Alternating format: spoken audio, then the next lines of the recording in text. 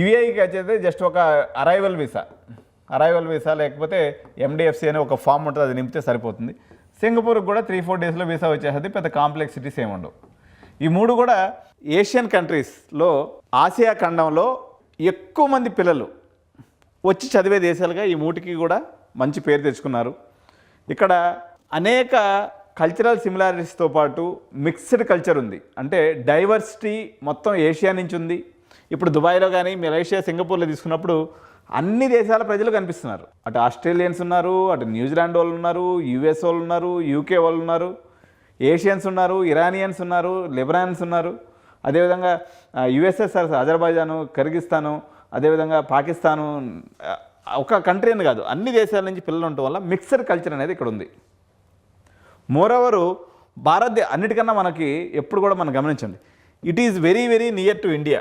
భారతదేశం నుంచి మీరు ఏ కంట్రీ తీసుకున్నా, ఇప్పుడు ఆంధ్రప్రదేశ్ తీసుకున్నారనుకోండి ఎగ్జాంపుల్, విజయవాడ గన్నవరం ఎయిర్పోర్ట్ నుంచి మలేషియా, సింగపూర్కి జస్ట్ 13,000 టికెట్, డైరెక్ట్ ఫ్లైట్స్ ఉన్నాయి. సో మనకి ఇక్కడ ఫ్లైట్ యాక్సెసిబిలిటీ ఎక్కువ ఉంది, ప్లస్ జర్నీ టైము 3.5 అవర్స్ ఉందండి, అంటే 3.5 గంటలు.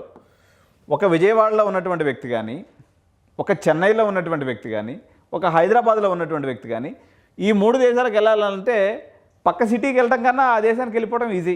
పోనీ ఛార్జెస్ ఏమైనా ఎక్కువ ఉంటాయంటే ఎక్కువ కాదు, 13,000 15,000 అట్లయితే మీరు ఆ దేశానికి వెళ్ళిపోవచ్చు. వీసా రిక్వైర్మెంట్స్ పెద్దగా లేవు. మన హోమ్ కంట్రీలో ఉన్నటువంటి టెంపరేచరే ఉంటుంది. మన ఆహారపు అలవాట్లకు సంబంధించినటువంటి అన్ని రకాలు కూడా అక్కడ కూడా దొరుకుతున్నాయి. వీటన్నిటికి మించి ఇవి పాస్పోర్ట్ వాల్యూ కలిగినటువంటి దేశాలు.